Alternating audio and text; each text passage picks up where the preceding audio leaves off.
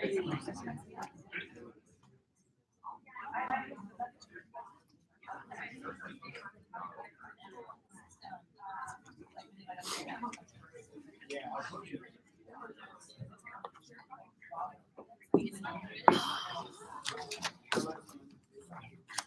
you all set? Sweet. All right, I think I'm finally good.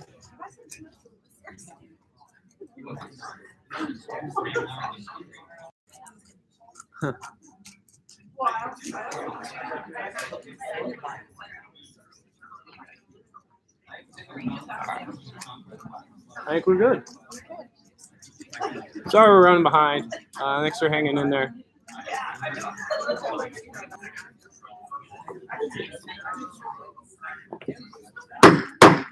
All right, we are running behind. We will finally call our meeting to order. Lots of technology to get set up today. Hopefully you have grabbed a copy of the agenda. I was told that the electronic version that was emailed out earlier was an incorrect one. We do have correct hard copies of the agenda that are over on one of the tables. Being that we're running a little bit behind, I'll move directly to item C and ask for a motion for the adoption of the agenda. Do I hear a second? Motion seconded. All in favor? Any opposed? All right, motion passes. So actually, interesting thing, notice of and approval of the minutes. So we actually have our minutes now uploaded on YouTube. We have a new Google account associated with the YouTube account, and as long as everything is going correctly, we are actually now streaming the meetings to YouTube, and then they'll automatically get uploaded onto the page. So notice of and approval of the minutes. Our previous meetings minutes from this year are now up on that YouTube account, which you can see the screenshot of it there, as well as then you can see the pending one for the meeting today that is hopefully correctly being streamed live onto YouTube. Short of that, I have a backup for recording. Given that notice, do I have a motion for approval of those minutes? Second? In a second. All in favor? Any opposed? All right, motion passes. So next item on the agenda is a presentation on a proposed general student fee increase for the information technology fee portion. I believe we are going to have a presentation from Scott Bridges, the Director of Information Security in the Department of Information Technology. Do I have that correct? As well as to see a number of us that are here today. Where do you want me to stand? Wherever you like, really. That's good? Yeah, that'll be great for me. As he said, my name is Scott Bridges. I'm the Chief Information Officer for campus. My responsibility, my department is to take care of technology on campus. I have two other individuals from my department here today. This is Will Clark. He is the Director of Technology Services. So his area is over labs, Saluki Tech. You know what Saluki Tech is, right? Service center, call center, things like that. Desktop support, that's Will's area. And then Linda Hubbs is over our client relations and communications area, right? IT people tend not to communicate real well, so we need a whole area to help us. So anyway, so I'm here today to talk about the student technology fee, right? The student technology fee is a part of the larger general fee of which you pay $117 per credit hour. The student technology fee is $7 of it, okay? So I'm here today to talk about what's included in that and to make a proposal to you for consideration. So the student technology fee historically has been a fee that has taken care of and supported the student information system, Banner. You're familiar with their student information system. The name of it is called Banner. There's about 12 to 15 systems that kind of go along with Banner. So it's kind of a large system. It also takes care of technology infrastructure. So think bandwidth, right? So it helps to support and provide and pay for bandwidth. Also security, right? It provides an element of email security. It also pays for a portion of D2L. It pays for SalukiNet. It pays for a portion of our Microsoft contract. That's what it pays for today, all right?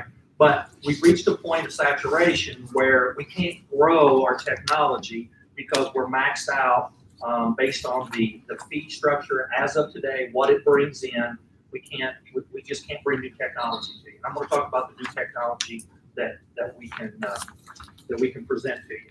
Okay. So what we're proposing here is we're proposing and ask for your consideration, not tonight, but just something for you for discussion, to move the student technology fee from $7 a credit hour to $10 a credit hour. Okay. What you would see in that are several things, and I'm going to give you a list here. Right? It's not cut in stone. We have some things that we would like to do, no doubt. Right? But we're presenting it to you for your consideration, in case you have some input into prioritization. Right? So the first thing that we would like to do is expand outdoor wireless Wi-Fi. Right? We've got Wi-Fi in this building. We've got Wi-Fi in most buildings on campus. However, we don't have external outdoor wireless all over campus. If you go around the perimeter, Lincoln Drive, Douglas Drive, the light poles, they all have access points. So as you drive by or you walk by, you can get Wi-Fi.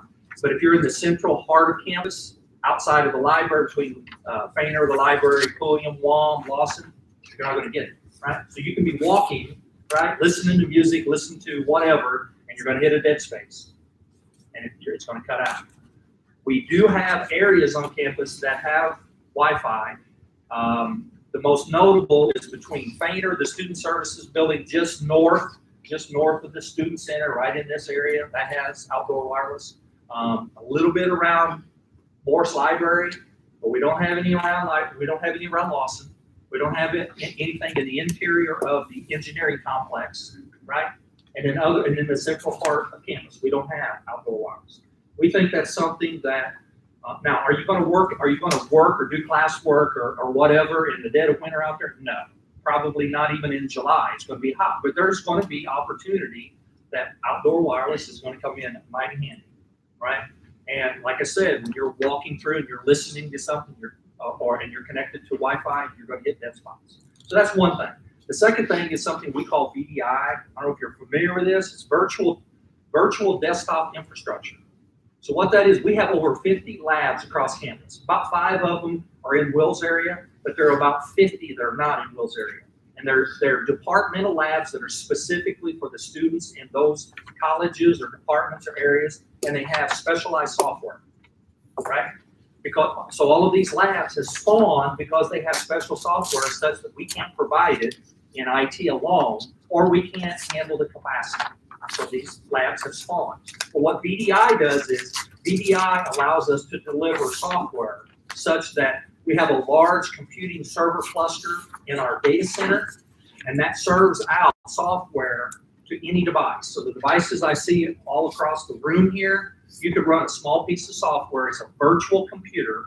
It accesses a large cluster over there, and that cluster runs a Windows operating system or what have you, runs the software and delivers back the images from that particular software program.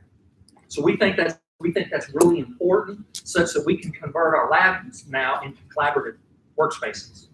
So you bring your laptops now, right, your devices, and you guys can collaborate instead of having to go to a specialized lab and use a desktop. Okay, that's one piece. Now the next thing, Saluki Tech. Are you familiar? I asked you this a while ago. Saluki Tech, you know what that is? Okay, today or a few months ago, Saluki Tech was made up of 3 things: your store, help desk, you call, or you go to the library, you walk in with your device because you've got a problem. That's Saluki Tech. We're proposing, I call it Technology Hub, but I think the better phrase is Saluki Tech 2, right? So what we're talking about is, we're talking about adding a 4th spoke to that. And the 4th spoke is, you can walk in and maybe need some help on a particular piece of software. How do I create this PowerPoint? How do I create this Access database? Or I simply have a problem and I don't know what it is. So we call this a solution center that we can help you with, no matter what your problem is, right? Now, where I need some help here is, your store used to be downstairs, right? And we're moving, right? But part of it is, where we're at is we're trying to decide, do we need to move it? Do we need to resurrect it? What's the usage? Do you use it? Do you find value in it? If you don't find value in it, we won't restart it. We'll only have the 3 spokes. But if you think it's of value, we'll do Saluki Tech 2. We'll put it in one location. Think about the Apple Store or the Best Buy model. So you walk in, right? You can buy a device. You can get help on your device. And we're even going to add more capabilities where you can ask questions. Okay? The other piece, continuing on down my list, is enhanced security. We'd love to. We have problems with phishing, right? We have problems with compromised accounts. We have problems with security. We'd like to offer some enhanced security for that increase. What else here? For graduate students, how many of you know that we have what we call a big dog data cluster, high performance cluster? I see that, I love that, right? So we have a large cluster that helps our researchers perform high statistical analysis based on a 40 node cluster with I don't know how many teraflops of power, okay? This fee increase can help increase that cluster, okay? So what we're asking for is we're asking for you to consider a $3 increase for these possible areas. If you have other areas, we're open to it. Other priorities, other initiatives, we're open to hear from you. But for $3, $36 a semester, $72 a year, less than $10 a month, we're asking you to consider this fee increase. Questions? Would this increase be implemented in the spring? Fall of next year. Fall of next year. Thank you. Yes. Question over here. Will any of these updates happen if the increase? Not likely.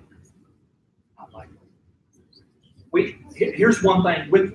Remember I said we've reached our headroom to grow technology. One thing you have to understand about our business is software that we purchase or we implement and hardware, the escalator per year is 5%. So every year our costs are going to go up 5%. Well, we've had this fee since we talked 2006. We haven't increased it, right?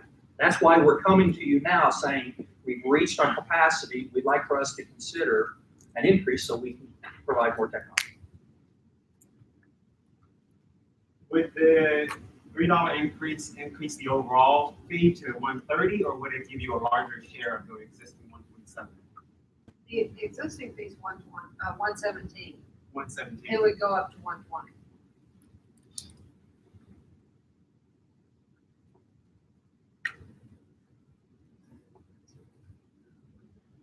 Are there other options in terms of saving money? Like, I know there's D2L that we currently use, but there's also like Canvas and Blackboard and all the items like Blackboard. That's nice. But like other options that.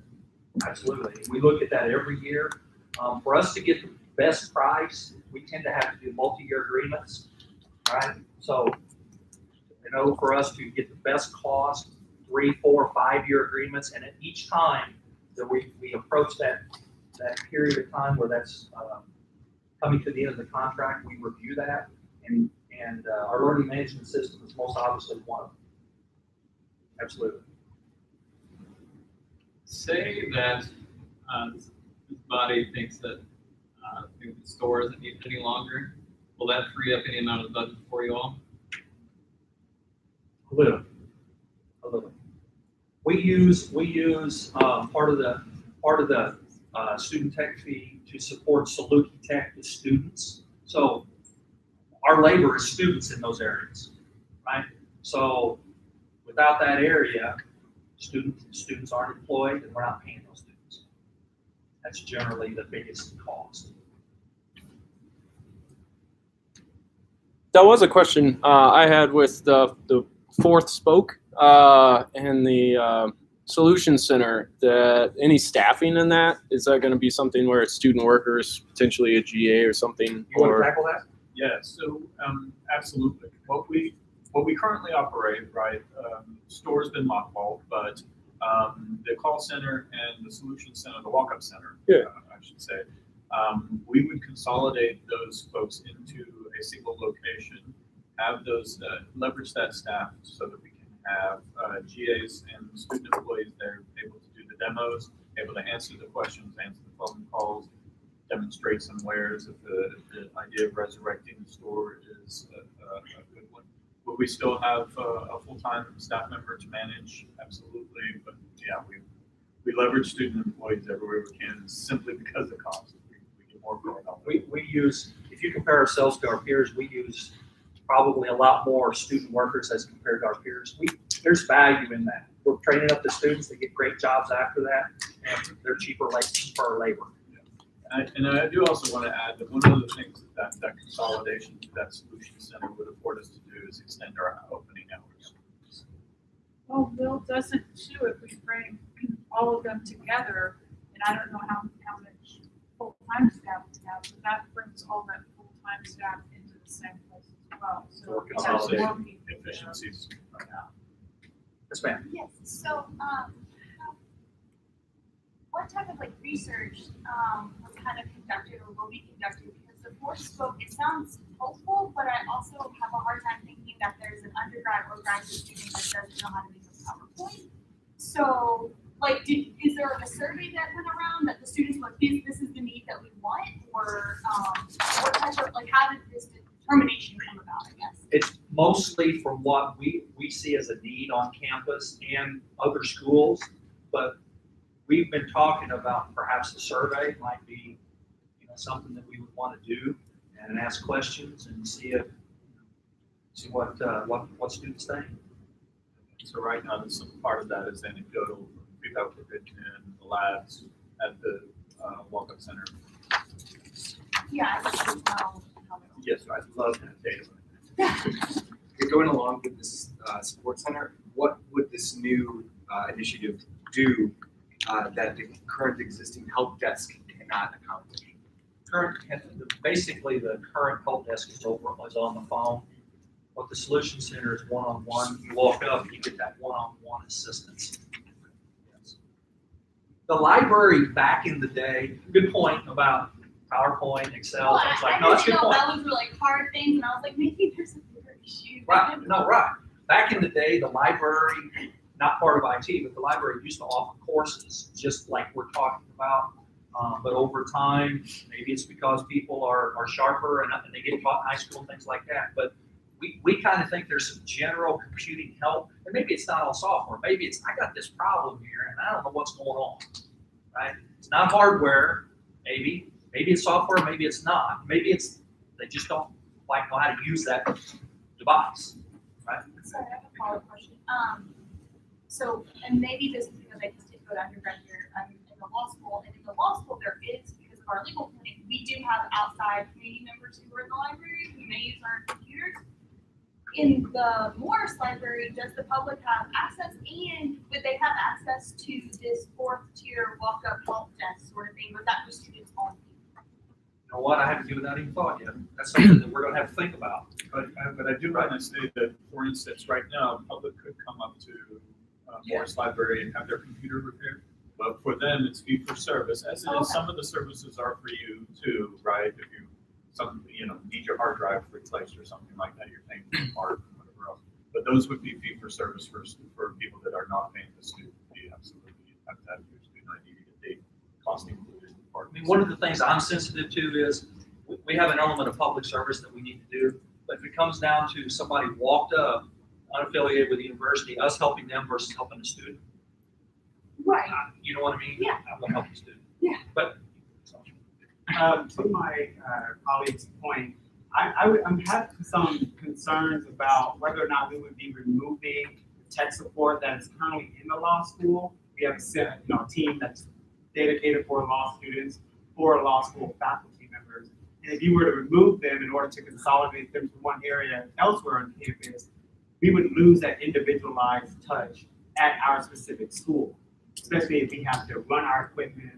Students have to run on the other side of campus to meet at help desk elsewhere. my sense of law school specialized, we probably are not going to approach that, at least certainly not initially and for some time. Right, I also think that because, especially Well- considering that there's a lot of other graduate school programs too, that they may have other special programs that they need too, and they may want that individualized attention from their specific help desk. If there are, I'm not aware of it. There might be, I'm just not aware of it. Point of order. These are interesting questions and things to make sure that we're sort of tracking down, but we should stay on item here for the agenda and limit maybe one or two questions specifically to the relation of the proposed increase in the fee and how that is going to be put to use by information technology. And if we have broader questions beyond the specific proposal for a fee increase, then that's something that we can potentially bring folks back for. But we need to be respectful for the agenda item as well as the time on our agenda, their time as well. So we got a question. Is there a reason why the funding for this needs to come through student activity fees? Have you explored other means of securing funding for this initiative? My ability for the funds I have to look for efficiencies and I have to negotiate the heck out of my contracts. That's my only way of funding stuff. And I can assure you that I've got someone in staff that is really good at negotiation, which has allowed us basically to survive on what we have now. But like the rest of the university, we're getting cut just like other areas, right? So we're doing more with less. We're doing the best we can. Actually, in some ways, it's a good thing because it forces us to retract a little bit, look at what we're doing, why we're doing it, cut costs, things like that. But we just reach a point where we can't do any more with what we have. So. I do have a question. As far as making an actual proposal for the fee increase, that's not something that would necessarily come up until like late spring or something for board matter, We or have to take, I will, in December, if we have any proposed fee increases, we'll present. it's in the for December. They would vote in February. In your decision making, my name is Judy Marshall, I'm Executive Director of Administration and Finance. And we have already pledged to the Board of Trustees that we will not raise tuition for the next academic year. And this is the only fee, that we're considering increasing. And the board will only consider approving it if they are confident that students are in support of it. So that's why we wanted to come tonight, give you some time to talk about it, talk to other students. If you are not in favor of it, we will not take it forward. So we need to know that. We've also visited earlier this evening with the undergraduate student government, and we want their input as well. So if there is student support to do this, we will go forward with it. If not, we will not. Is there a specific time you need our? Probably in about 4 to 5 weeks. Okay, yeah, that's plenty of time for us. Yeah. All right. Seeing no further questions on the proposed fee increase, this is something that essentially we'll follow up on. This is part of the role that GPSC has. We hear the proposals for fee increases, and then we take a position on those fee increases. And as Judy's just said, that the board, who actually approves final tuition and or fee increases, takes our input into account as far as, well, whether they'll approve or not approve those proposed increases. So, we have nothing else on this. I cannot thank you enough for coming by, presenting it. Very much.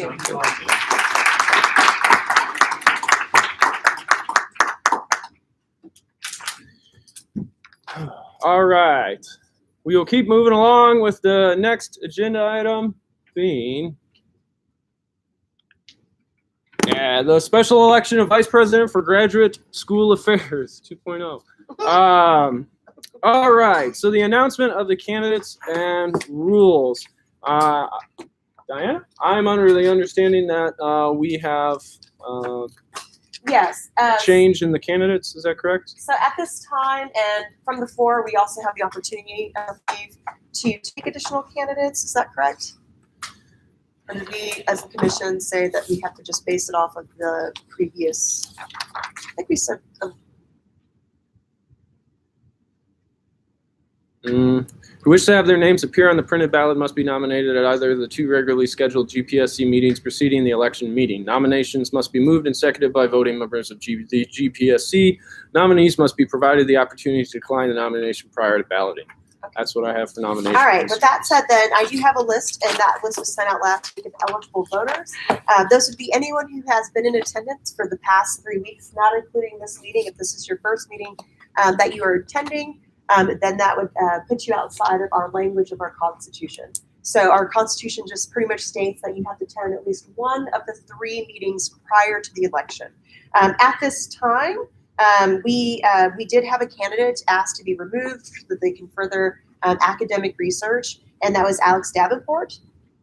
So what I do have is I do have the 2 candidates listed on the ballot, as well as a write-in opportunity. The 2 candidates that are written on the ballot will have the opportunity to speak as they did last time, since many people who were here previously for that second meeting, or you just came for the first time in the last meeting, have not yet been introduced to these candidates. So we want to make sure that everybody has the opportunity to understand and learn a little bit more about them and their interest in GPSC, as well as their advocacy for both graduate and professional students. So I will go ahead. Should I go ahead and pass these ballots out first?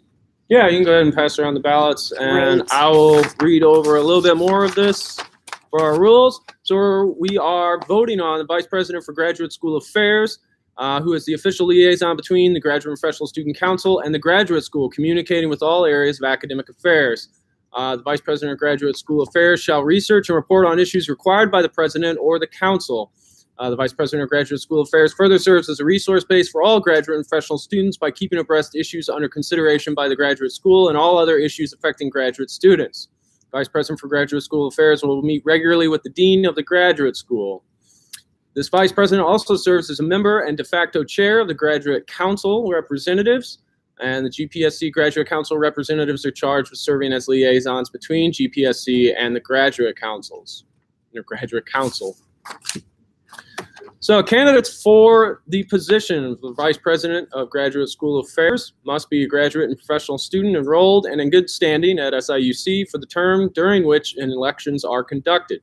These candidates need not be voting members of the GPSC during their candidacy. The Vice President's position is afforded a 5-minute maximum time for speeches, testimonials, questions from the floor, or other similar activities. The activities, since we only have 1 election, basically go in the order of the 1 for this Vice President election. See, voting eligibility, Diana went over. Election Commission will post that verified list of qualified voters, which I believe you were provided and we have had since that deadline. The ballots to elect this position will be separate from the president, but insofar we only have the 1 vice president position, that is a problem solved. And so I am required to review that list of eligible voters, which we have done, and you will be being distributed your ballot. The order of the events, we will provide for the 5 minutes of time for our 2 candidates, and the time limits for the speeches, which are 5 minutes. And the voting procedure at the beginning of the election, essentially after the time allotted to the 2 candidates for their campaigning, answering the questions. However they want to make use of that 5 minutes, we will then move to mark your ballots, and we'll collect those ballots provided the timely amount. We will count those ballots in a location where any candidate or designee has the opportunity to observe the tallying of those votes. And so far that we identify a winner, it is that individual that receives in excess of 50% of the official eligible voting members in attendance will be declared the winner. In the case of no candidate receiving the excess of 50% of the official eligible voting members in attendance, a runoff election must be held during the same election meeting. The lowest vote getter from the initial election will no longer be a candidate. So, understand correctly, 2 candidates we have are Jordan Maddox and Abdul Samad Hamadan. Can you also announce that if in the instance that we will have? Yes. Yes. Yeah. There is the possibility that the outcome of the election for the vice president for Graduate School Affairs will elect a current member of the Graduate Council, thereby necessitating a subsequent election for a Graduate Council representative alternative, which is on the page 2 of the agenda for this evening.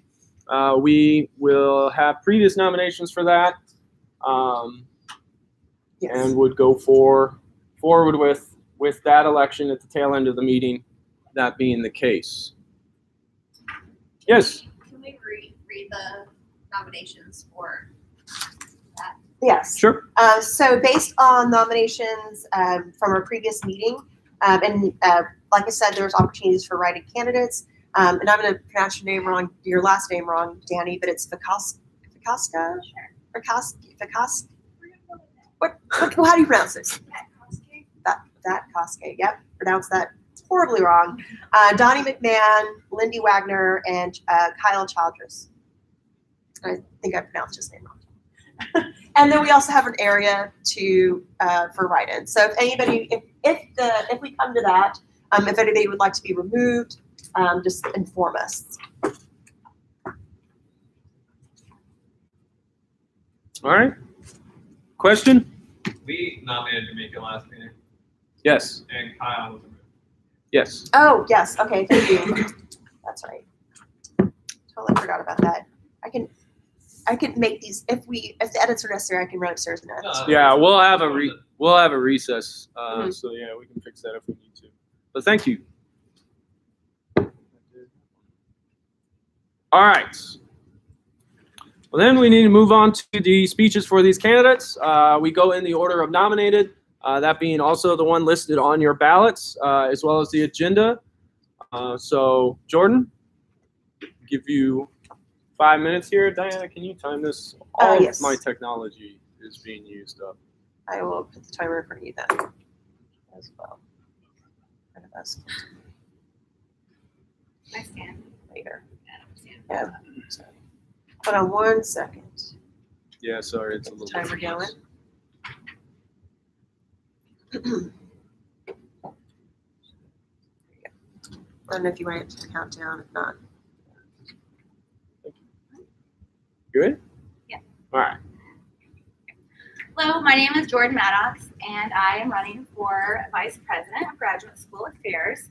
I just wanted to recap. Most of you heard what I had to say last time, but I have been at this school since 2010, and this is my 3rd year on GPSC and my 2nd year on Graduate Council. And throughout that time, I have been on numerous committees, including the Fee Allocation Board and the Research Award Committee. Last semester, I was the chairman of the Student Election Committee. And while I've been here, I have worked for numerous media outlets, so that's given me the ability to get to know the administration on a different level than just through the council. And I've also gotten to know a lot of the community and the officials within the community.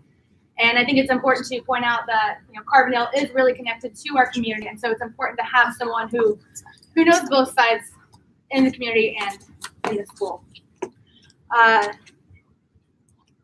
know that one of the main responsibilities of being the vice president is kind of being the head of the GPSC on Graduate Council, and so I think it's important to have someone in that position who has been on Graduate Council before. And Emily is new to Graduate Council, and she let me know that it was a little difficult the first meeting, but she's getting in there and she's learning, and it's not something that you can just jump into blindly. So at this time, I would like to hand it over to Diana. She said she would give a statement for me. yes. I was asked by Jordan and very honored to give Jordan testimony. In our previous meeting, and some of you weren't able to attend that, we talked about transferable skills. And you mentioned this, and it's a great value. And Jordan has transferable skills.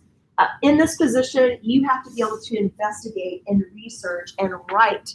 It is a timely job. And you can't wait sometimes for the problems to come to you. You have to recognize the problems that aren't being said by administration.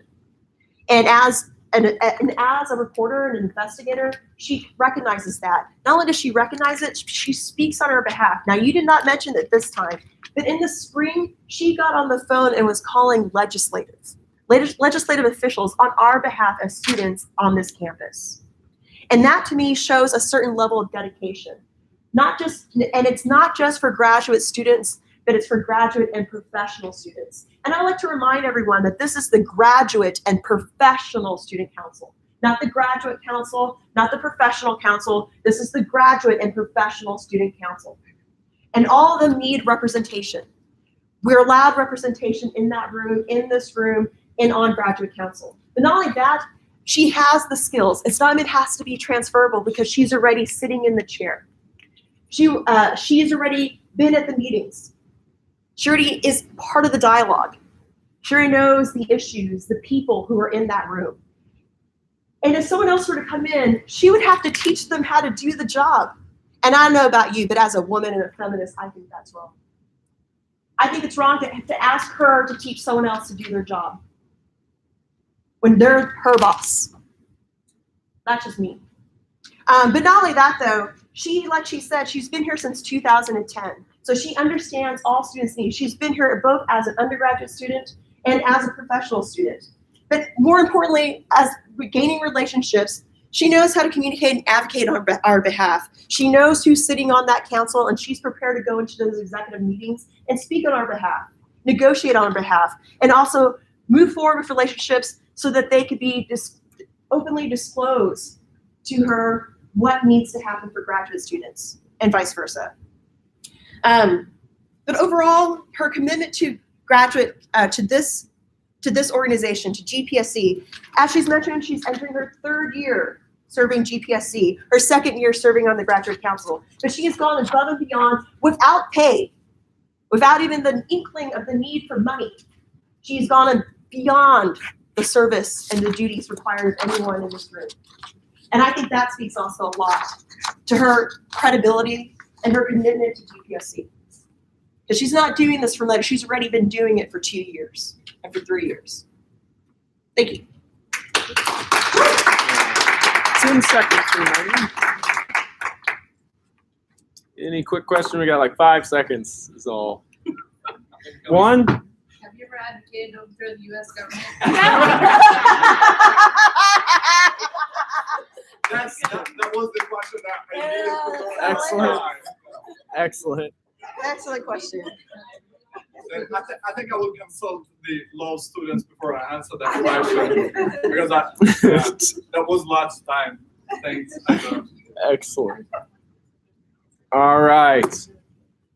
And now, next up, Dulcimad. Yes, let's go. Would you? Hello, everyone. 5 So minutes. let me stand here or there. Are you ready?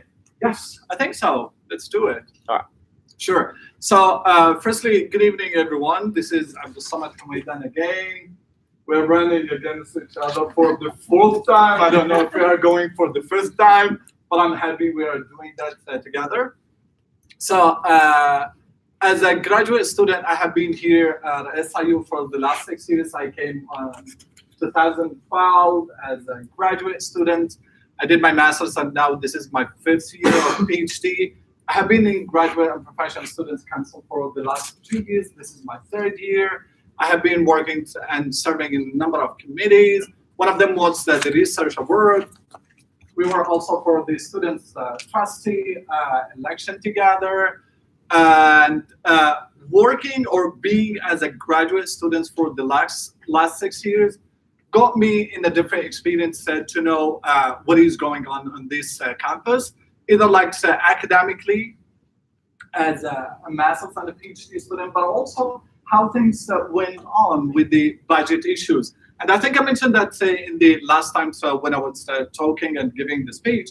It's also, you can imagine when you go through that experience where you got like no funding letter as an international student. It's not easy, but then I went through that experience and I'm here today talking to you. And talking to the transformative or transferable skills, I would like to quote and what I said from Alex's speech is, even if it's the first time going for the graduate and professional, graduate council. But I can see myself, even because if you are there, I'm elected for that position, we will work together. I will learn from you, and I will be more than happy to learn from the others who are already in that council and leverage that working together. Being committed to what I have been for the Graduate and Professional Students Council. I think I mentioned that in our last executive board meeting. I came the night of the election, the first election, and it was the night before my prelim exam. Like 3 days in class, 4 hours of a prelim exam.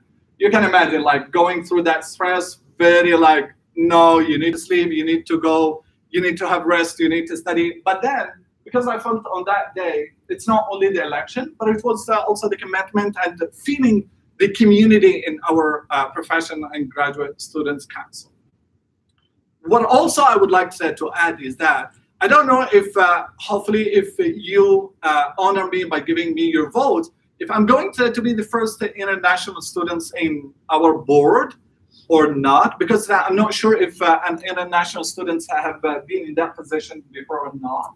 But also it's a way to give a space for minorities on campus. We enhance diversity, but also enhancing diversity. Oh, 2 minutes, thank you. I said, oh, 0, goodbye. So enhancing diversity is also giving space.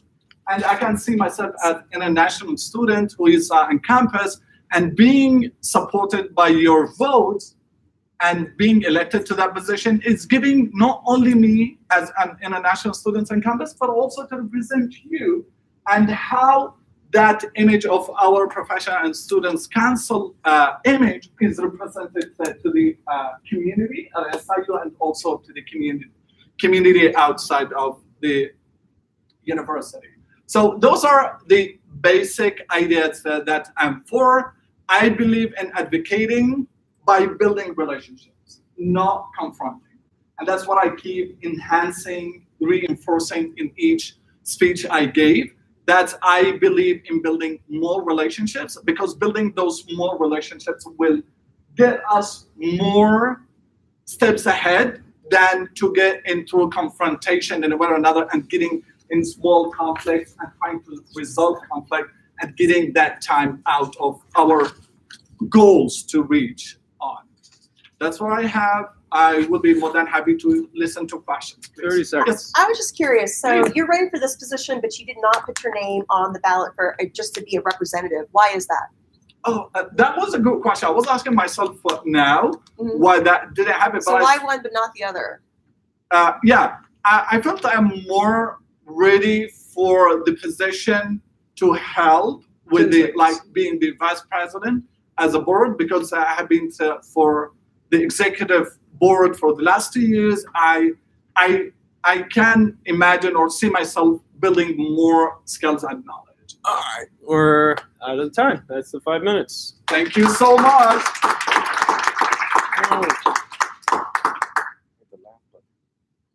All right. Thank you to our 2 candidates, and glad to hear good news of our third that is bowed out. It sounds like that's a great opportunity. That's pretty cool. Congrats. And so, I guess voting, right? Put X on paper type thing.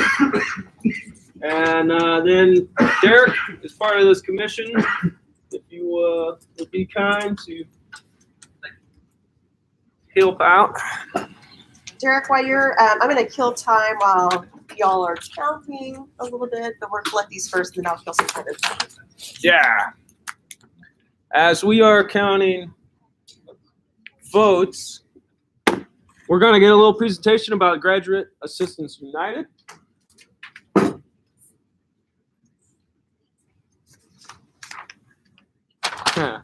That seems appropriate.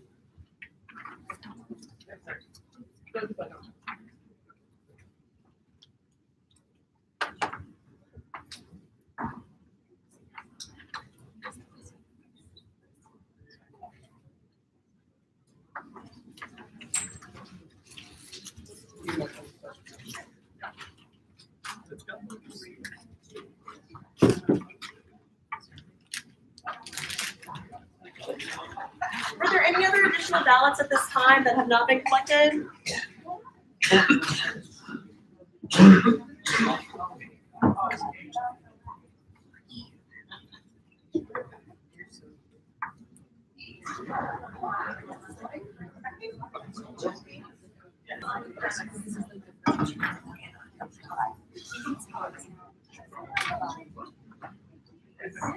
So while they're counting the ballots, I figure I would go ahead and save time, move on to a different agenda item. And that just, I'm here as a representative of the Graduate Assistants United, or GAU, which is the Graduate Student Union. We are going to be having our general body meeting on Wednesday, October 24th. Yes. Oh, October 24th at PAGS. We invite you to join us. It's going to be starting at 6 o'clock. For those who have assistantships, this is an opportunity for you to understand what we're going to be negotiating as we come and enter into the spring. So we will provide pizza, we will provide soda, we'll provide dinner. And also in providing that, GAU and GPSC is working together. This is also going to be a fundraiser opportunity. Since we're really spending the money, I just figured why not grant a little GPSC. So PADS have given us the opportunity for the amount that we spend, both as GAU and also anybody who wants to dine during that time. If you say that you're there for either organization, they will give 15% of your ticket back to GPSC to go into fundraising for events and for our research award. So whether you're there to and you don't have to be a member to attend, you can still attend. You just won't be able to vote. So we encourage still people to come and be informed of issues that are happening for both graduate and professional students with assistantships. So one thing that we're going to be discussing is that our annual contract, our contracts as assistants, will be up for negotiation next year. So what we do is we put a team together in the spring and we start our negotiations with administrators. We take a survey, we ask students what they want and what they want to see improved as far as our contractual agreements. And so we're always looking for people who want to serve and be on the front line with those administrators and discussing and negotiating what we need. Things that we've achieved through those type of negotiations are frozen student fees, things like that. And that has really helped us. And also the thing that we've negotiated that you probably have also noticed this past semester is a shared health fees. So a lot of you saw reimbursement into your bursary bills of 150 plus, depending on how many credit hours you're taking. That's something that we do as the graduate union. And so, but also if you're not a member, we do also have happy hours. This is a great opportunity to also meet other people, as you do here within other departments. But we'll also be having a happy hour. So this is also a happy hour opportunity to enjoy one another and kind of just get to know some other people across campus. So once again, I'll be sending out, you're going to email, you receive something from us. And so, so please feel free to join us October 24th, Wednesday at PAGS, which is located on the Strip. Enjoy some pizza. Enjoy some drinks. And I think they are done voting.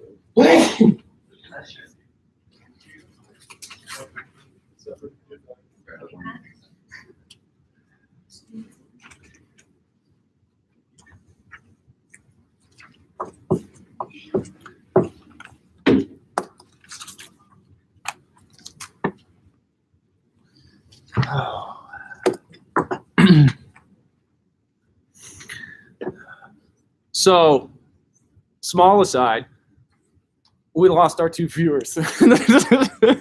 Like, there was 2 persons watching it earlier, and now both of them are gone. Insofar, I believe that gave me confirmation it's working, which is funny.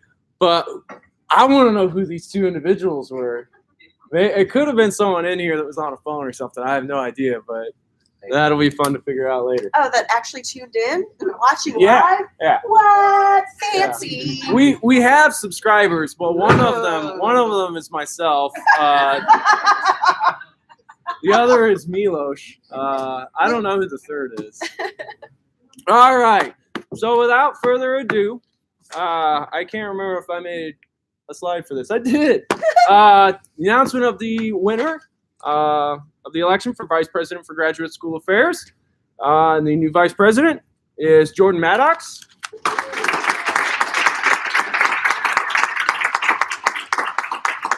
And we will welcome you up to the table if you would like. You can join us here at. As a reminder, this will mean head that of we the are going table. to be holding the other election for graduate council representatives. If you want to be removed from this, please let me know. I'll also be updating it upstairs to add your name. So I apologize about that. Here, I'm back. Welcome, welcome. All right. So let's see, where are we on agenda then? Officer reports. All righty. We are nearly back on time as well. So officer reports, I will give my report from the Office of the President. So, yeah, it is in here. If you were unaware still yet, Dr. Montemagno, the chancellor of the university, passed away early Thursday morning last week. And so with his passing, have a vacancy in the chancellor's office again. And if you were unaware, he was ill with the cancer, became diagnosed in June, and was battling that cancer while still at work, and sort of died unexpectedly last week. There's a number of articles that you can find about his passing, as well as there is a public memorial service that will be held on campus October 23rd at, Brianna and I have been struggling with this. I guess we can't say it right, but Shyok or Rock or Shyok. Okay. Yeah. That auditorium at 1 p.m. on October 23rd. If you'd like to attend that, I did attend the visual that was last week, Friday. It was well attended. Very nice things said about the man. So What time? it is 1 p.m. at And Shyok. that's a Tuesday, correct? That is a Tuesday the 23rd at 1 p.m. And the big old auditorium. I'm not the best at pronouncing things, and I imagine as we move along this year, that will become embarrassing us to keep moving on. This is actually kind of fun. I didn't get to. Can I make a motion before? Yeah, absolutely. I'd like to motion that we also provide flowers on behalf of GPSC from our budget to send to his family at this time. If Yeah, I second the motion. Motion seconded. All in favor to expend funds from GPSD's budget for flowers or generally a gesture to the family? Dr. Montemagno? All right. Any opposed? Any objections? Abstentions. One abstention. So motion passes. Yep. Yeah, motion carries. Yeah, we can arrange to do that. There is a memorial service at Mountain City Cemetery tomorrow, but we don't necessarily need to do something for that. We can do something for the Or any sort October. of Yeah, I did meet Pam Montemagno on Yeah. Friday. Just to make just a second. Do you mind to be about the service for tomorrow for the chancellor? Yes, there I believe is the burial ceremony tomorrow. I don't have the details prepared for that. I'm not entirely sure of all of the information for that. It is in Mountain City at a cemetery that I believe is a military cemetery in Mountain City. Dr. Montemagno was a naval officer before he actually earned his PhD. And so he's having a burial ceremony at a military. What's about the Mountain City? Is it around here? Is it open for public? Pretty far south. It's near Cairo. It's pretty far south near Cairo. It's about, I would say, 50 minutes away. About 15. Yeah. I'm going straight down Highway 3, and then take a west side of Cairo. Yeah. So almost directly south Yes. from here, but yeah, it's like south on Illinois 3 that cuts over. Yeah. Those mountains and Mountain City, the cemetery is pretty near on the left-hand side of the road. Yeah. I And is that open like for public, if people are planning to attend? I Or believe should so, be it's like military, family? I'm not sure about the ceremony, but the cemetery is military. My I couldn't hear that. my feel is that the burial ceremony memorial type of service is sort of public. It was announced in a number of different news articles, was something that was discussed at the visual itself. I don't know the specific nature of that event and what all sort of the order or accommodations or anything. I don't have those details for it. So it's something that I might be able to follow up on after the meeting and get a little bit more information if I reach out to someone else to understand that. But yeah, I believe it was definitely reported. I believe it was definitely. I want to think that it was reported in one of your first Southern articles on his passing. So. Thank you. Yep, you're welcome. All right. Something to balance out that sad news with. We decided as an executive board to participate in the homecoming food drive that is being held by the Leadership Development Program for the Saluki Food Pantry that is actually in the basement of this building. As I understand it, it's sort of a battle between RSOs, etc. And I do have the rules here if you're interested in them. Essentially, just your regular old can or otherwise non-perishable food item is the equivalency of $1. I put those in there. Wow, I was actually pretty prepared. And so, if you brought non-perishables today, kudos on it. I brought a big old pile in my hand truck or dolly or whatever you want to call it with me. And so, so I hopefully will see a number of cans and things. I would like for the donation here from Graduate and Professional Student Council to be rather large to support the food pantry, which I know is actually used by our constituents, very much so.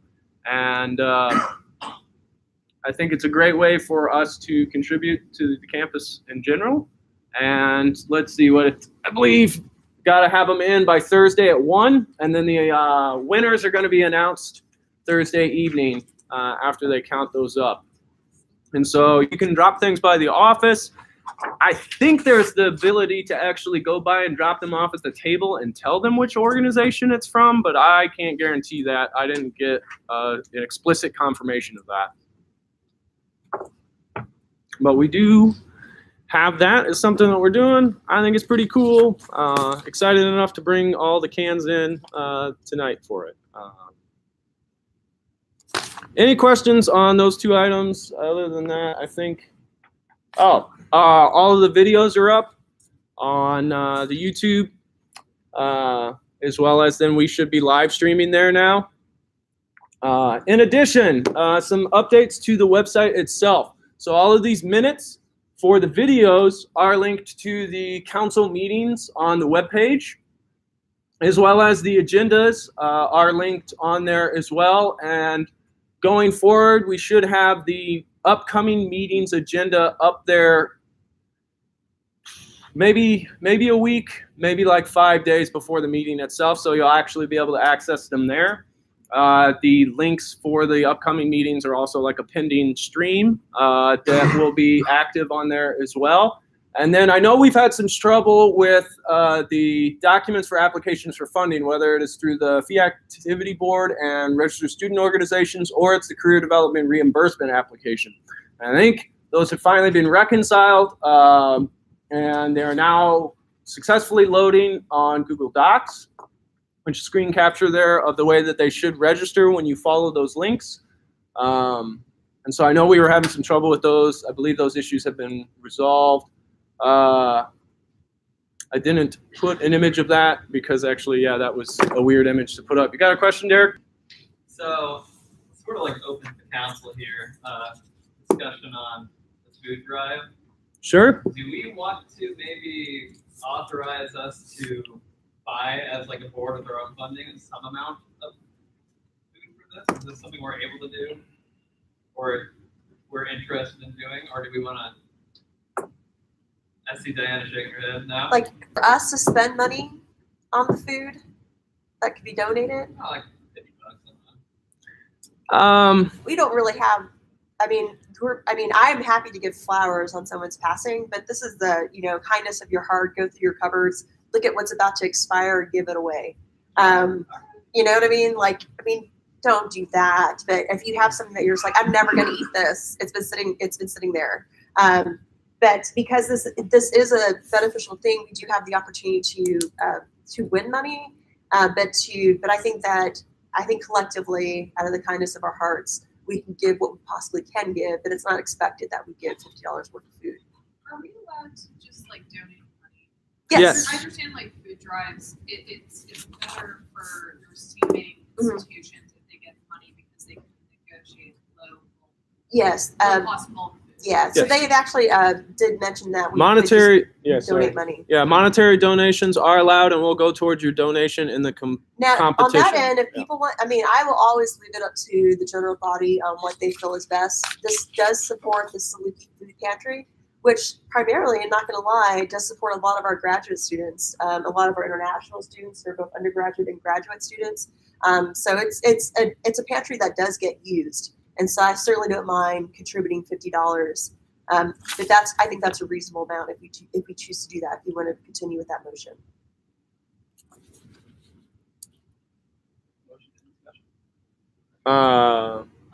Was a motion made? Yeah. Motion seconded? Maybe. Is that a second? All right. We don't have to vote to get to a discussion, do we? On a seconded? No. Yeah. Let's just move on. No? You don't want to entertain it? You withdraw your motion then? Oh yeah. All right. My understanding is that I don't think that explicitly violates the rules of the competition, but I do feel as though that somewhat violates the sort of intent of the competition a little bit. I forgot about the competitional aspect of it. Yes. I'm really just focusing on the donating food. Yeah. I'm okay with it being competition that we don't. Yeah, it would be a little strange to spend money on something that part of winning is getting kicked $100 and something else from Silkworm. I have no idea what that's going to be. But yeah, that would be strange. All right, so we're good. I'm sorry. Do you want your name? Okay. Are we good to move on? Okay. Well, I will continue on from there. I believe I will continue with some GPSC affairs since apparently I started it out of order. So tonight we are web streaming. It should have hopefully fix our data management problems as far as meeting recordings go. The agenda is on the website. The Constitution with the amended membership articles has also been uploaded to the website, but like 5 minutes before I started getting everything down here, I learned that there are two different links that now link to two different documents, and so I'll fix that this evening. As far as getting the updated Constitution up there, essentially if you use the menu link to the Constitution, it's incorrect, and if you use the one from the page, it is correct. Tonight, doing an address from my office for the academic year 18-19. Hopefully it goes over well. You have those hard copies. USG has hired 2 office workers for the student government suite that we have upstairs. Paperwork's being processed. They should be starting soon. I've requested that they coordinate with Diana so that orientations of that staff can go forward smoothly. Spending a lot of time working on potential budget keeping documents for GPSC. We can look over some of those tonight if we so wish as it relates to the academic year 18-19 address. I attended a meeting between student government leadership, basically USG president and student trustee, Brian. We had some discussion of some issues with campus housing RAs, the hiring of the new office workers for our government suite up there, the follow-up with the Illinois House Higher Ed Committee that we all spoke at over the summer, requesting essentially that the state actually provide higher amounts of funding for its higher education institutions. We discussed a conversation series program that Brian Lockett, our student trustee, has been hosting. I don't think I managed to actually get the flyer plugged into the slideshow for tonight. I forgot that. But those are being held every other Tuesday, the same night as our general council meetings, 4 to 5 p.m. in the Student Center. recommended you do attend those. I've attended the 2 that have happened so far, and they are very useful. There's students in there talking about the issues that they're facing and some of the things that need resolution.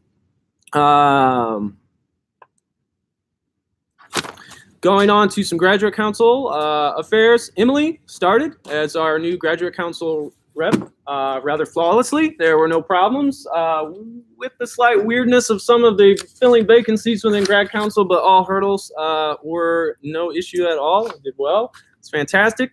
Happy that it is not going to be a headache as far as getting you officially recognized by that body. That is delightful. I'm glad that it has gone well. Faculty Senate reported that RMEs appear to be slowing down in that meeting. I did have a presentation from Ruth Ann Feingold, who is in charge of the Higher Learning Commission reaccreditation and assurance argument. There is a potential delay for the feedback part of that assurance argument that was expected to begin this spring. It might be pushed back to the summer, essentially related to some staffing issues in the production of those documents. Also emerging is a potential concern about the turnover of leadership, which this was actually brought up even prior to the passing of the chancellor, which is probably even more concerning at this point then. With the turnover in leadership and the interim leadership in the university, there's some concerns, which is something that HLC has been paying attention to in the sense that universities are staying on mission. They are engaging in oversight and accountability, and they're operating with strategic plans. And with as many chancellors and other interim leadership that we've had at the executive level, that is an area that's emerging. Yeah, Higher Learning Commission is HLC. Potential editorial or a policy review change to the graduate school handbook concerning animal research and IRB approval. Essentially, they need to add a box that says that it has ICOOK review.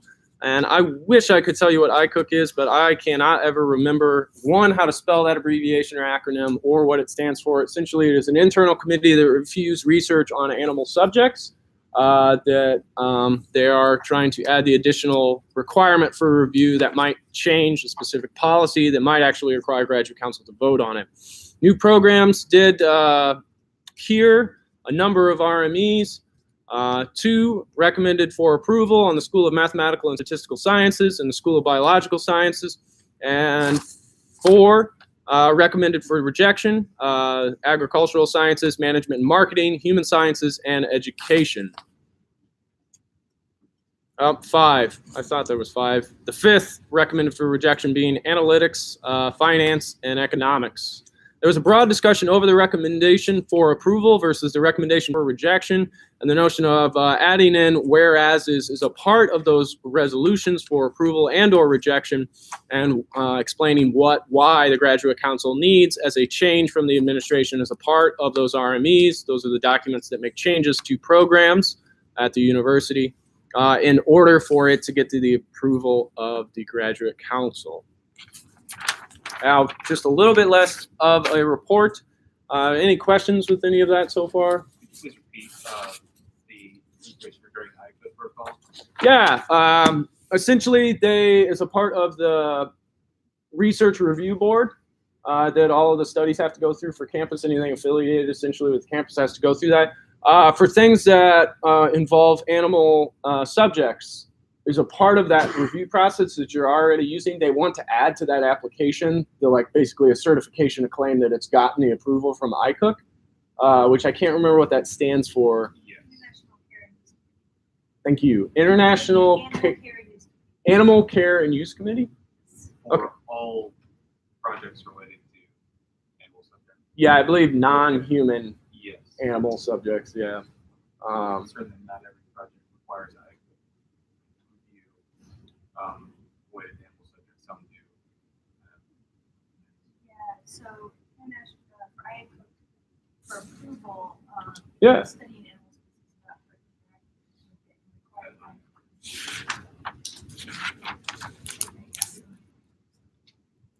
So just adding a check mark on the application process. Yeah.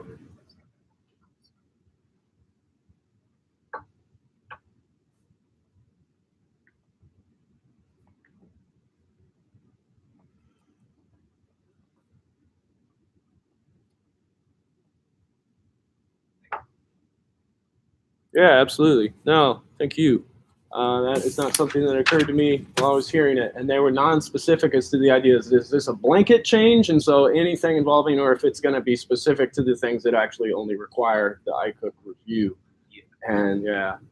And that might be why it's potentially just an editorial change and not something that actually requires the approval within graduate council, because it's not actually a change in policy. It's just essentially the change of a form, in the sense of like, if this required iCook review, that it was approved kind of thing. And so, yeah, it's not adding additional steps is what it sounds like. But yeah, I can get confirmation on that thing. Yeah, it's just that, if it's required, then check yes, that's good, but otherwise, yeah, not all of our zoology students need it.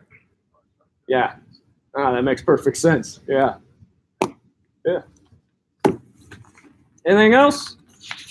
The last little bit, I will keep it very short. I attended a committee meeting 2 weeks ago or so for the Mass Transit Advisory Board. It was a very enjoyable meeting. I have the report that I can submit to you. I won't go over it entirely, but we have a new service provider for our mass transit with the campus.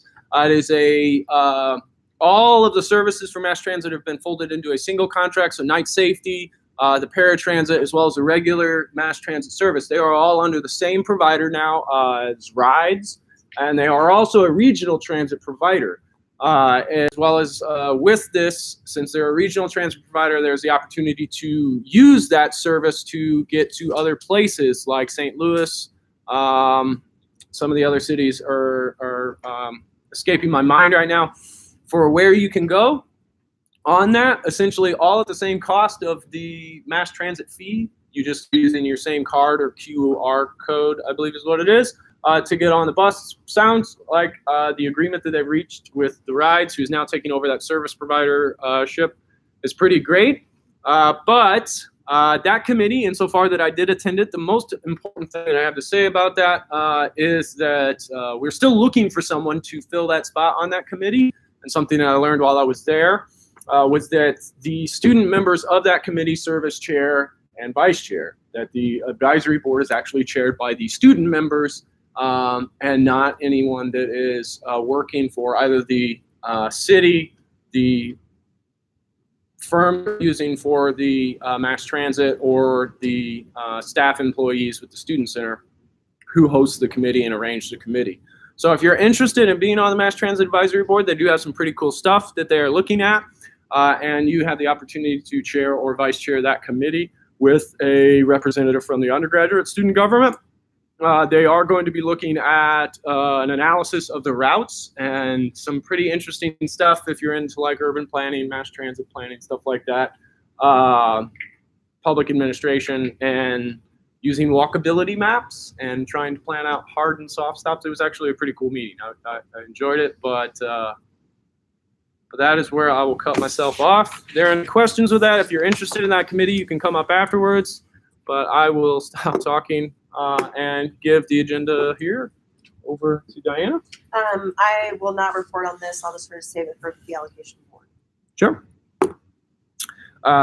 We do have a little bit of time allocated. My turn either way. Yeah. Well, I gave us just a little bit of time that I technically stomped all over. If there's anything that the new vice president for Graduate School Affairs would like to say as part of the meeting. Did you tell them about the flash drives that Julianne Wallace slides? I did not speak to the flash drives as part of grad council. Okay. So one of the things that Julianne Wallace mentioned in the graduate council meeting was that there are free flash drives that you can pick up now. And they have all the information about SIU, but you can also put your own information on there, like program or department specific. And they are, I believe, are in her office, or they're in her office. You can go pick them up. It's a great way to get the word out about SIU. And I thought that was really cool, and they're really neat. And it kind of like looks like a credit card, and then they just slide part. So outside, we should, so if you're going to conferences, for example, we're going to the National Communication Association conference, and that's a big recruitment time for us, and we don't always have the most money to hey, SIU. So that's a good opportunity if you do that type of like grad fairs and things like that. So we're on that for sure. That's all. Thanks. I mean, what you would need to do is going just to the office and ask for one of those. Yes. And what is your office? The graduate school office is the third story of the student services building. 330s, I believe.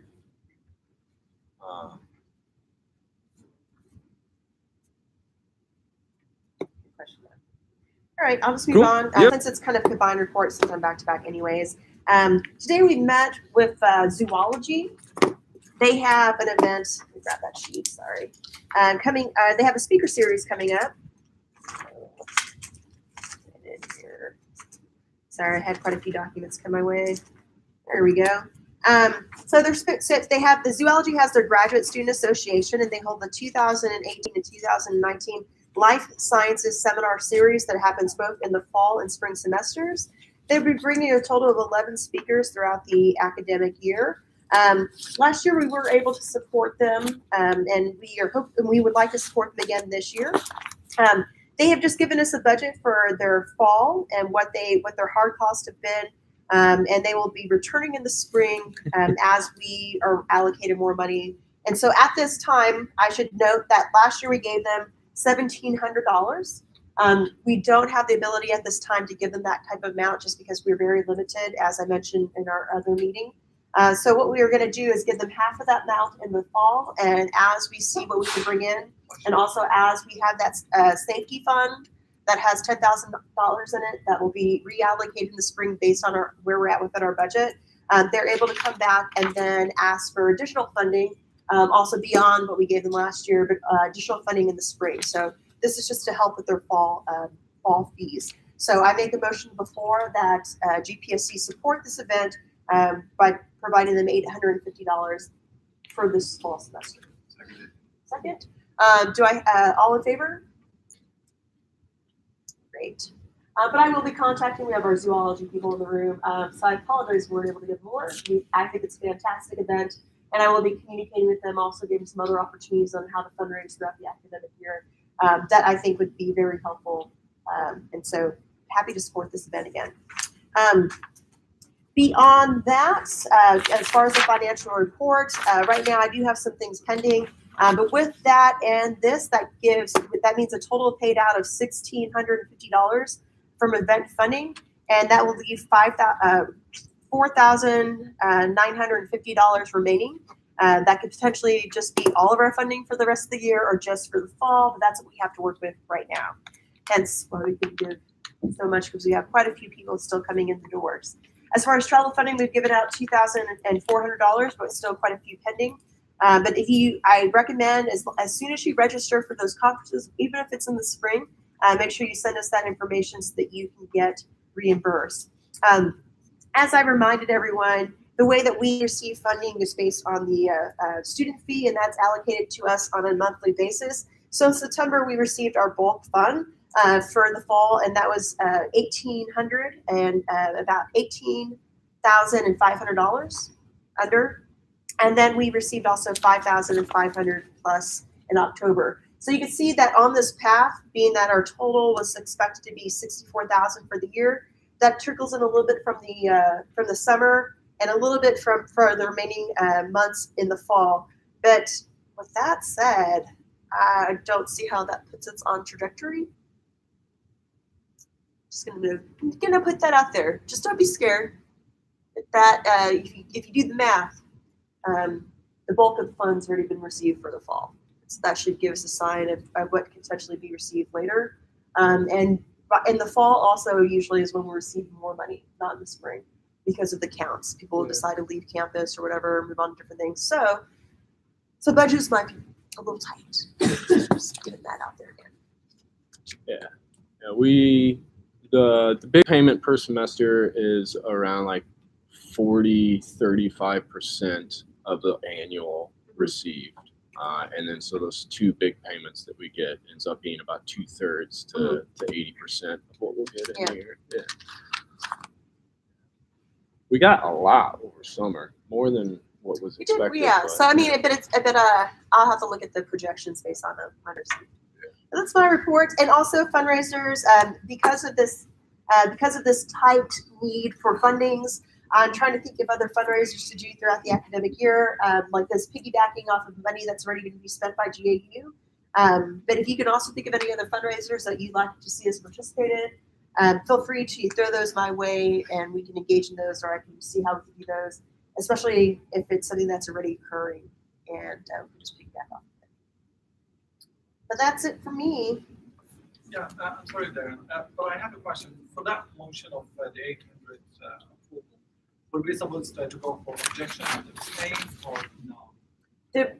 I'm sorry, did we vote? You didn't, I think you. Okay, just asked sure, for all right. people who were I'll in bring the favor. motion back on the floor. I think by the number of counts of hands, though, it would have passed, but we can go ahead and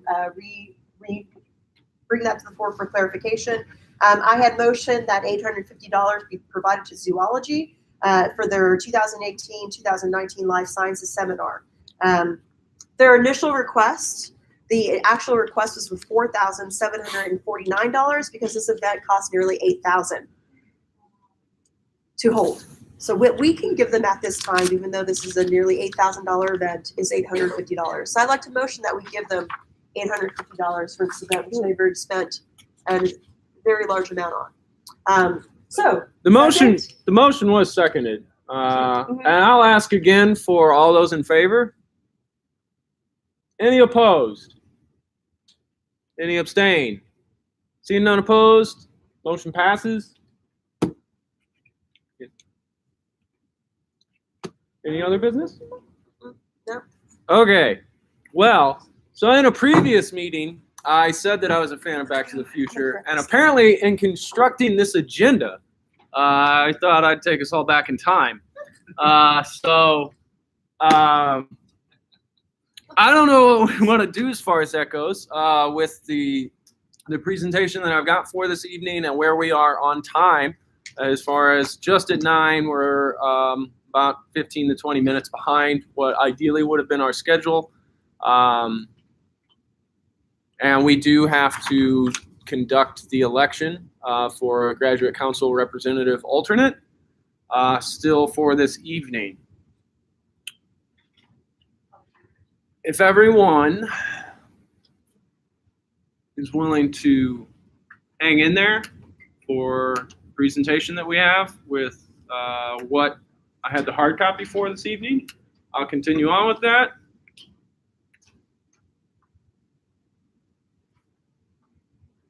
I will try to make it as quick as I can.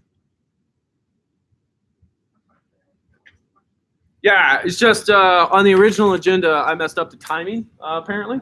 And so we went from 8:50 to 8:35 back to 8:50 because I did the times wrong. So we're right at 9, which originally would have been the moment for a recess insofar that it is required by a special election for the graduate council representative alternate, which we do require. But we are without the approximate 20 minutes or so for the presentation that I have for this evening, which is based off the hard copy of the sort of strategic planning document that we have for this year. And I'm just asking for guidance from the council. Yeah. Do we know what the agenda for the next meeting is going to look like at all? Apart This one from, has 2 elections and we have this speech already. apart from our core stuff as far as reports and things like that.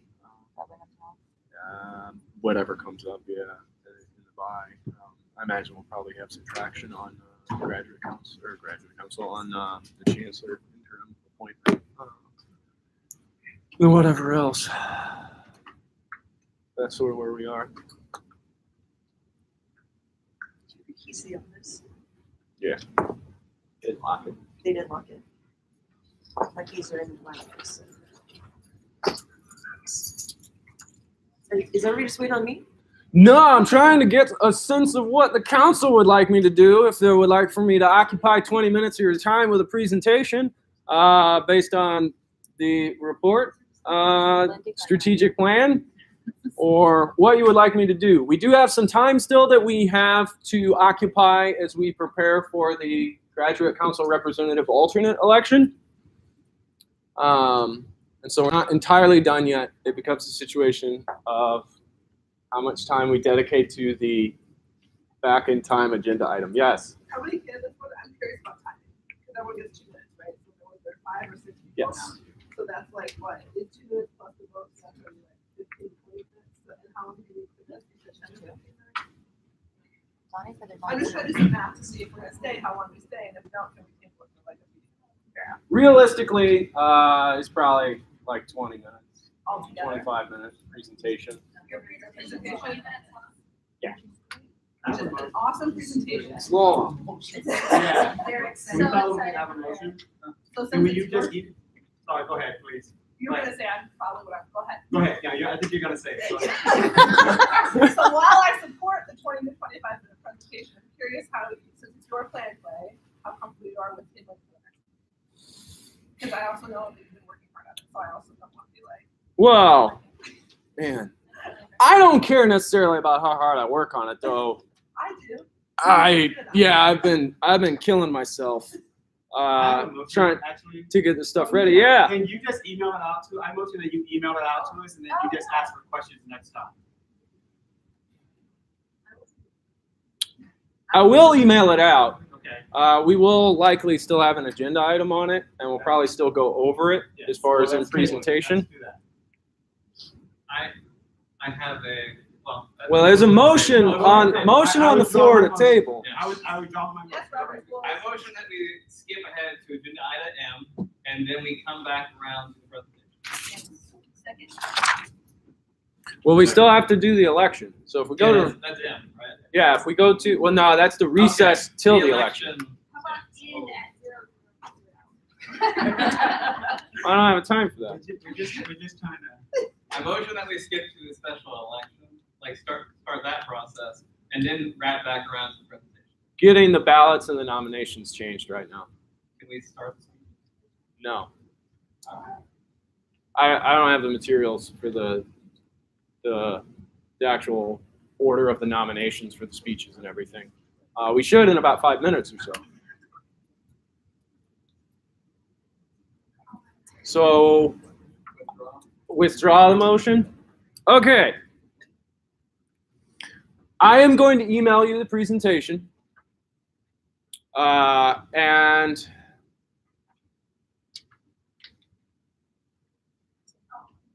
we'll hold off on it and maybe just take a break. What's that? Did we have a motion to table it for next meeting? I believe both those motions were withdrawn. Yeah, the formal motion withdrawn with Derek's motion, but I can't fulfill that right now because I can't start the election. I don't have the materials to do it, so motion withdrawn. No motion on the floor right now. Second. Motion seconded. All in favor of tabling the presentation until next week? Any opposed? Any abstentions?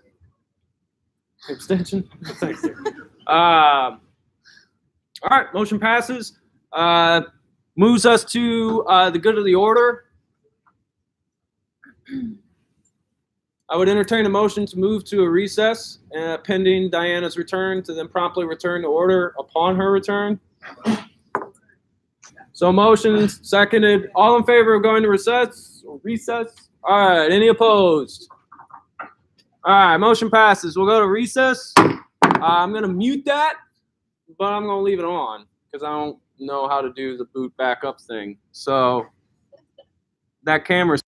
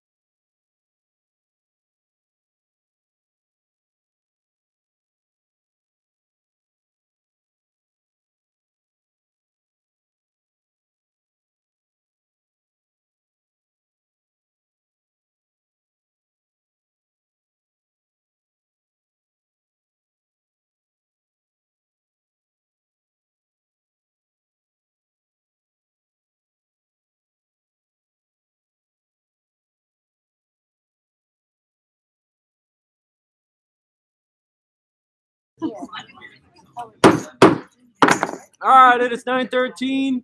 Come back to order here for agenda item N, the special election for graduate council representative alternate that is so required. Diana, do you have the announcement of the candidates? The candidates. Strike that from the record. I am simply tired. Remaining candidates are Lindy Wagner and Jarmika Taylor. Did I say that right? Yes. Oh, perfect. At this time, we also have a write-in candidate opportunity. So if there's random consensus of the minds, that might happen. But are both candidates still wanting to run? I need to respectfully withdraw from the candidacy. All right, we have a withdrawal from Lindy Wagner, first candidate on the ballot. So it's going to be a tough one. But would you still like to make a speech? I would. Speech. Right now. Yes. Yeah, Yeah. absolutely. Provided 2 minutes. I don't need quite 2 minutes. All right, perfect. Even better. My name is Jarmika Taylor. I'm a second-year law student at the law school, obviously. This is my first year participating in GPSC. Mainly, I just didn't have the means to get here last year. So here I am. Thanks to Derek for inviting me. I am a quick learner, so while I don't know much, I really am a quick learner. I'm eager to learn, and hopefully if you guys have any questions or comments, please let me know. That's it. All right. I'm going to motion. I think we did this with Emily's. Since we only now have one candidate on the ballot, I'm going to motion that we don't do a anonymous ballot collection, but instead just make a motion to the floor for open vote. Anybody second the motion? All in favor? All right. So, Yeah, we need to actually hold the vote. yes. I'm starting with the vote. So the vote confirmation or an ascension, I can't remember what it's called. I looked all this up actually 2 weeks ago for Emily's. But it requires at a minimum 2/3 of an acclamation, and to do it without a divided house, there can be no dissent. So for the affirmation, I believe is what it is, of Yep. Jamika? Jarmika Taylor? Jarmika. There's an invisible Yeah. R in there. Yeah. All right. For graduate council representative, all those in favor, please indicate. Any opposed? Seeing none opposed, can affirm Jarmika, our new graduate council representative. All right. That would move us to the only remaining agenda item. So, seconded. All those in favor? Any opposed? All right, we are adjourned. Congratulations.